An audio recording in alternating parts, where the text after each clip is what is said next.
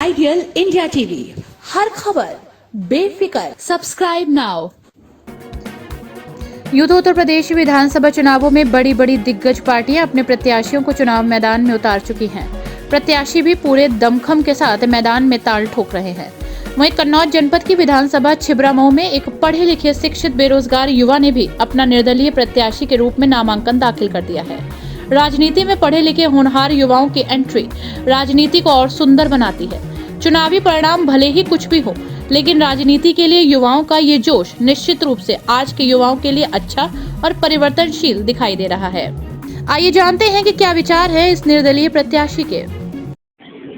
राजनीति कहती है कि समाज को सुधारेंगे, राजनीतिज्ञ कहते हैं कि हम समाज में सुधार करने के लिए राजनीति में आए हैं।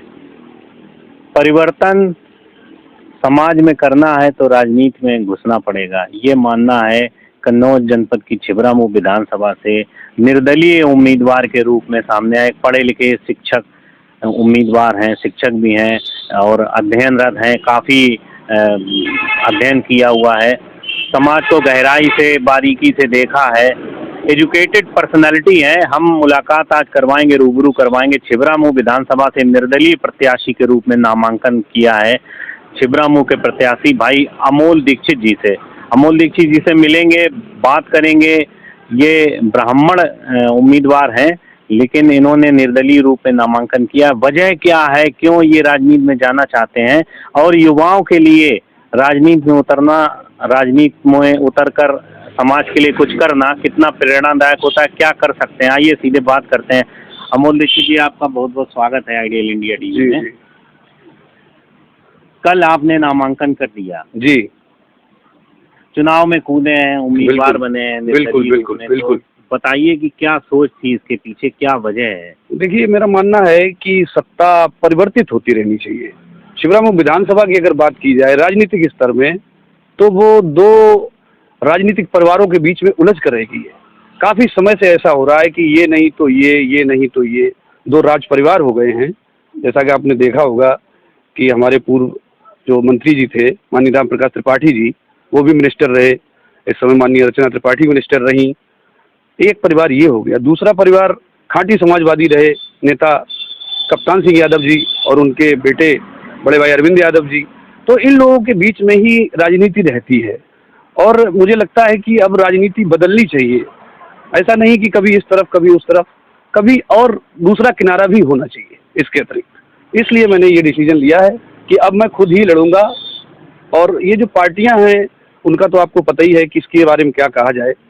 बहुत ही ज़्यादा हर पार्टी ने बेरोजगारों को, युवाओं को धोखा दिया है। 18 साल के लड़के का जो है शुरुआत होती है वोट डालने की, और उस समय उसकी भावनाओं के साथ खिलवाड़ करती हैं पार्टियां। और 35 साल तक आते आते फिर उसको ये कहा जाता है कि आप जाएंगे कहाँ। तो हमने कहा कि अब कहीं नहीं जाना है और सीधा निर्दलीय रहना है, कहीं नहीं जाएंगे। आप अपने बारे में थोड़ा जनता को बताइए कि आपके पास क्या है, क्या खास है आपके पास। आदमी, आपने नामांकन कर दिया, वोटर आपको क्यों वोट करे, कितना एजुकेटेड हैं आप, और कैसे परिवर्तन की बात करें तो आप कैसे परिवर्तन करेंगे? देखिए, एजुकेशन की जो बात आपने की है, मैंने एमएससी बीएड किया हुआ है और उसी के बारे में मैं आपको बताना चाहूँगा कि एक बहन कुमारी मायावती जी की गवर्नमेंट थी। उस समय से एक भर्ती प्रक्रिया चली और उसमें लाखों बेरोजगार बीएड वो एक संगठन है, हालांकि वो समाजवादी पार्टी का समर्थन कर रहा है, मेरा उससे कोई मतलब नहीं है फिलहाल। और वो सारे लोग सपा में भी रहे, सपा वाले भी कहते रहे, समाजवादी पार्टी कहती रही कि आपको समायोजित करेंगे। जो इस समय डिप्टी सीएम हैं आपके केशव प्रसाद मौर्य जी, वो कई बार धरने में गए, उनकी फोटो हैं।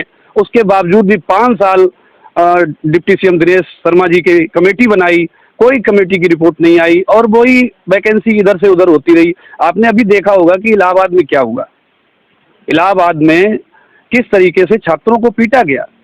तो ये जो स्तर गिर रहा है, जो युवाओं को बरगलाया जा रहा है, पढ़ने वाले बच्चों को डराया जा रहा है। मतलब नौकरी मांगने पे लाठी मिल रही है। बिल्कुल, नौकरी मांगने पे लाठी मिली है, वो तो प्रमाण है, अभी आपने देखा। अच्छा, आलोचना तो एक हर व्यक्ति कर देता, आलोचना एक आम बात है। आप अपना बताइए, आपके पास क्या विजन है, क्या विजन आपके पास नौकरी का? अगर आप मान लीजिए प्रतिनिधि, जनप्रतिनिधि के तौर पर काबिल होते तो आपके पास क्या विजन, आप क्या करना चाहेंगे वहाँ के लिए, खासकर बेरोजगारी के लिए?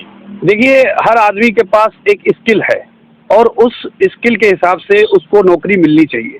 आपने देखा होगा कि अभी स्किल डेवलप इंडिया प्रोग्राम चला, लेकिन कागजों में सिमट के रह गया, बेरोजगारी का आलम वो ही रहा। तो जो भी है उसको इस हिसाब से नौकरी मिलनी चाहिए। जब तक नौकरी बटेगी नहीं, सरकारी नौकरियां नहीं मिलेंगी, तब तक कुछ नहीं हो सकता। और मेरी जो बात है, क्योंकि मैं निर्दलीय प्रत्याशी हूँ, मेरे पास कोई बहुत बड़ी पार्टी नहीं है, अगर मैं गया चुन के तो मैं बस यही बात रखूंगा कि ज़्यादा से ज़्यादा नौकरियां आप बढ़ाइए ताकि युवाओं को रोजगार मिले, और उसके अतिरिक्त जो हमारे युवा रह जाते हैं वो अपना स्वरोजगार भी कर सकते हैं। लेकिन जब मार्केट में पैसा नहीं आएगा तब तक कैसे आप कह सकते हैं कि नहीं, मतलब आप जो है अपना रोजगार कर लीजिए। देखिए अमोल जी, चुनाव जातिवाद पे होता है, ये तो आम जनता हर व्यक्ति जानता है। छिबरामऊ विधानसभा में ब्राह्मण उम्मीदवार जब बीजेपी ने उतार रखा है तो आपको ब्राह्मण क्यों मानेगा, क्यों आपको ब्राह्मण जनप्रतिनिधि माने, क्यों वोटर आपको वोट दे? क्या ऐसा है जो आपके अंदर दिखे पब्लिक को? क्यों, आप क्या कहना चाहेंगे? वो मैं अगर आप ब्राह्मण की ही बात करेंगे तो एज ए ब्राह्मण मैं यही कहना चाहूँगा कि ब्राह्मण बुद्धिजीवी है और ब्राह्मण परिवर्तन लाता है। अगर ब्राह्मण की बात है, मुझे तो लगता है कि सारे लोगों को मिलकर परिवर्तन करना चाहिए। मैंने पहले भी कहा है कि गेंद कभी इस पाले में कभी उस पाले में अब नहीं चलनी चाहिए और परिवर्तन करना चाहिए लोगों को। छिबरामऊ विधानसभा के लिए क्या ऐसे काम है जो आपको लगता है कि होने चाहिए थे लेकिन दोनों विधायकों ने ये काम नहीं करवाए? क्या लगता है? देखिए, बहुत से ऐसे प्रोग्राम थे, जैसे ऑक्सीजन प्लांट की जो बात थी, जब वो आपदा आ गई तब ऑक्सीजन प्लांट लगा। उसके बाद जो छिबरामऊ में जिस रफ्तार से विकास कार्य होने चाहिए थे, बहुत से ऐसे गांव हैं, आप जाएंगे जसुआ मई की शायद सड़क अब बन गई हो, लेकिन शायद केवल कागजों में। आप जाएंगे अतराजपुर की सड़क, ऐसे बहुत से गांव हैं जो बन जाने चाहिए थे, जो काम हो जाने चाहिए थे, वो नहीं हुए। आप वोटर के पास जाते हैं, घर घर जाते हैं, तो क्या कहना क्या है, क्या नीड्स हैं, क्या डिमांड है वोटर की? देखिए, फिलहाल तो मैं इतना ही कहना चाहूँगा कि पहले अगर आप मुझे चुनते हैं और मैं चुन के गया तो जो व्यक्तिगत समस्याएं हैं जनप्रतिनिधि के तौर पे, मैं डायरेक्ट आपकी समस्या हल करने की कोशिश करूँगा, पहली चीज़। दूसरी चीज़, सामूहिक समस्याएं होती हैं, पूरे नगर और पूरे विधानसभा क्षेत्र की सामूहिक समस्याओं को इकट्ठा करके, लिस्ट आउट करके, अगर मुझे मौका मिला तो मैं ये करके दिखाऊंगा, उनको लिस्ट आउट करूंगा और जो सबसे बड़ी समस्या होगी उसको सबसे पहले हल करने के लिए विधानसभा में अपने लोगों की आवाज उठाऊंगा। मैंने आपकी बात सुन ली, जान ली, लेकिन ये बताइए, पीछे 5 साल में ये समस्याएं थी तो आपने पीछे 5 साल में सरकार के खिलाफ मुखर होकर कब आवाज उठाई? क्या आपने प्रयास किए? अगर ये स्थितियां थी तो आपने इन 5 सालों में वोटर के लिए, समाज के लिए, विधानसभा के क्षेत्र के लोगों के लिए क्या प्रयास किए? देखिए, चूंकि अभी तक जो बैकग्राउंड रहा है पिछले लगभग 2 साल मान लीजिए, उससे पहले बीजेपी में ही रहा है, तो बीजेपी का देखता रहा, कार्यशैली मैंने देखी, मैंने उनसे कहा, जो हमारे जनप्रतिनिधि हैं उनसे भी कहा, लेकिन हमारे जनप्रतिनिधि जो थे वो मुझे लगता है कि अपनी बात कहने में सक्षम ही नहीं है जो उनको कार्य करवाने चाहिए थे। इसलिए मैं मानता हूं कि ये थोड़ी मिस्टेक रही। सोशल मीडिया के माध्यम से मैंने कभी कभी बात को उठाया तो एक आईटी सेल बना हुआ है, उसने मेरी बात को दबाने की कोशिश की। मैंने किसान आंदोलन का डट के समर्थन किया और लास्ट में किसानों की जीत हुई। मतलब आप भी बीजेपी के सोशल सेल के शिकार हो गए? हाँ बिल्कुल, मैंने कहा था कि ये गलत हो रहा है। किसान, देखिए, किसान को खालिस्तानी कह देंगे, स्टूडेंट को आप उग्रवादी कह देंगे, ये सब चीजें नहीं चलेंगी। और बीजेपी आईटी सेल मुझे लगता है इस समय बीजेपी के लिए सबसे बड़ा खतरा है। नहीं तो ये चीजें तो सब देखते रहे ना, मीडिया में समय समय पर आती रही, खालिस्तानी कह देना या, लेकिन वहाँ पे जब देश विरोधी नारे लगाने वाले मंच साझा करेंगे, वहाँ पे मौजूद रहेंगे, तो सरकार क्या करेगी? सरकार ने बेरोजगारी के लिए उनका कहना है कि हमने प्रयास किए। किसान सम्मान निधि के तौर पर किसानों को भी सरकार कह रही है कि हम दे रहे हैं, सम्मान निधि दे रहे हैं, बुजुर्गों को पेंशन दे रहे हैं। कोविड काल में, कोरोना समय में कहना है हमने कि 2-2 बार राशन दिए बेरोजगारों को या आश्रित मजदूरों को, इन बेरोजगारों को भी सहायता दी, आर्थिक सहायता दी। देखिए, 5 साल में आपने कौन सा ऐसा अचीवमेंट थे जो आपने इसको देखते हुए अपने स्तर से प्रयास करे? 2-2 बार आपने राशन दिया, किसान सम्मान निधि दी। देखिए, आपने देखा भी होगा कि कई बार कहा गया है कि धोती खोल के और साफा बांध दिया। किस तरीके से यूरिया के दाम बढ़े, लोगों को खाद के लिए लाइन लगानी पड़ी, लाठियां वहां भी पड़ी। तो सरकार का कहीं ना कहीं मिसमैनेजमेंट रहा है, सरकार का मिसमैनेजमेंट रहा है। किसान भी परेशान हुआ, व्यापारी, छोटा व्यापारी खत्म हो गया, वो भी परेशान हुआ, छात्र परेशान है। अभी मैंने बताया कि अभी आपके सामने उदाहरण मैंने दिया, चलिए बताइए, चाहे बेरोजगारी के लिए क्या विजन है आपके पास? कैसे सबसे अधिक बेरोजगारी, किन प्रयासों से बेरोजगारी को दूर किया जा सकता है? मतलब युवाओं को मेन स्ट्रीम में रोजगार में किस तरह से लाया जा सकता है? कैसे नौकरियां ज़्यादा डेवलप की जा सकती है? आपका अपना ओपिनियन क्या है? देखिए, 3 सेक्टर चलते थे, एक गवर्नमेंट सेक्टर, एक प्राइवेट लिमिटेड सेक्टर और एक बिल्कुल प्राइवेट। जैसे अगर किसी ने दुकान की तो उसमें 4 लोग रह रहे हैं, वो एक सेक्टर हो गया। तो मेरे हिसाब से फर्स्ट सेक्टर था गवर्नमेंट सेक्टर, उसको इस तरीके से खत्म नहीं करना चाहिए। आज के हिसाब से वो सेक्टर सरकार को खड़ा करना चाहिए। फिर प्राइवेट लिमिटेड जो हो रहा है वो भी होना चाहिए। तो सरकार को फर्स्ट फोकस करना चाहिए गवर्नमेंट सेक्टर पे। आखिर नौकरियां क्यों खत्म हो रही हैं?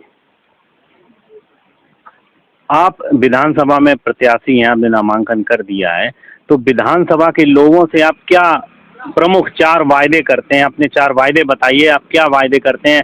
क्यों आपको पब्लिक वोट करे? आप क्या ऐसा 4 काम करना चाहते हैं जो आपके विजन में हो? देखिए, सबसे पहला काम जो मैंने अक्सर देखा है अपने इतने जीवन काल में, कि जब से ये पेंशन खत्म हुई है तो अक्सर सरकारी कर्मचारी कहते हैं कि हमारी पेंशन होनी चाहिए। मुझे लगता है सरकारी कर्मचारी की पेंशन नहीं होनी चाहिए, हर गरीब मजदूर किसान की पेंशन होनी चाहिए। हर वो व्यक्ति जो 65 वर्ष से अधिक है और जिसने अपने जीवन का बहुमूल्य दिया। हमारा राजमिस्त्री है, वो भी अपने जीवन का बहुमूल्य देता है। हमारा रिक्शा चालक भी अपने जीवन का बहुमूल्य देता है, उसका जो स्किल था उसने काम किया, तो उसको पेंशन मिलनी चाहिए। या फिर इन सभी के नेताओं की पेंशन बंद होनी चाहिए। जब सभी की बंद हो गई तो फिर नेताओं को 3-3 पेंशन क्यों? तो सबसे पहला काम तो यही होगा कि आप नेताओं की भी बंद करिए अगर मैं वहां चुन के पहुंचता हूं, और नहीं तो फिर सभी को दीजिए।